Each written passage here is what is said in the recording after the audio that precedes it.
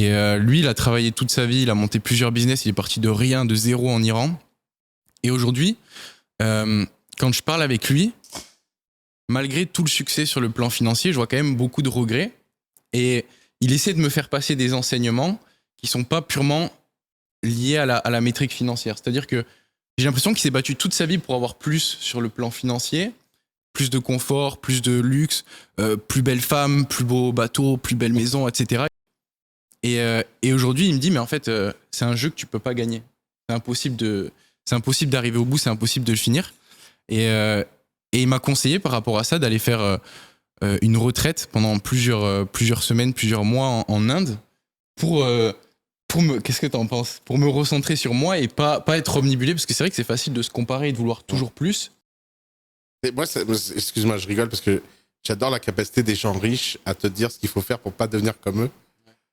Alors qu'eux, ils ont toute leur vie fait autre chose et que maintenant, qu'ils sont à une certaine place, ils font autre chose. Non, mais je comprends l'idée. C'est Naval dans son tweet How to Become Rich, qui est un tweet génial d'ailleurs. On pourra peut-être mettre le lien c'est vraiment le tweet Fred sur comment devenir riche le plus. Tu le connais ce tweet Fred? Ouais, j'ai lu le tweet et il y a une vidéo en fait où je trouve que la vidéo est encore plus digeste pour la plupart des gens. Ah ouais, trop bien. Je savais pas qu'il y avait une vidéo. Et le dernier tweet, c'est And when you will achieve that, you will discover new problems, but that's another story. Donc faut. En fait, être heureux dans sa vie personnelle, c'est comme réussir dans le business. C'est très simple, tout le monde sait ce qu'il faut faire, mais c'est très difficile à faire. Et c'est marrant comme ces gens, il y a des gens qui gagnent en délaissant certains aspects de leur vie. Et donc après, ils ont structurellement des regrets. Mais je pense que c'est pas parce qu'il a joué à la course des milliardaires qu'il est malheureux dans sa vie perso.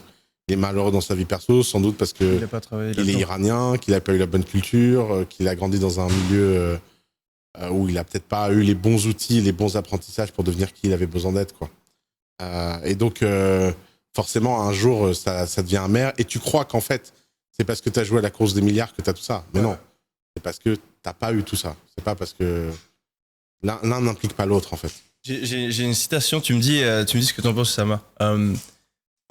L'hédonisme, c'est comme un trou noir, c'est un puissant fond.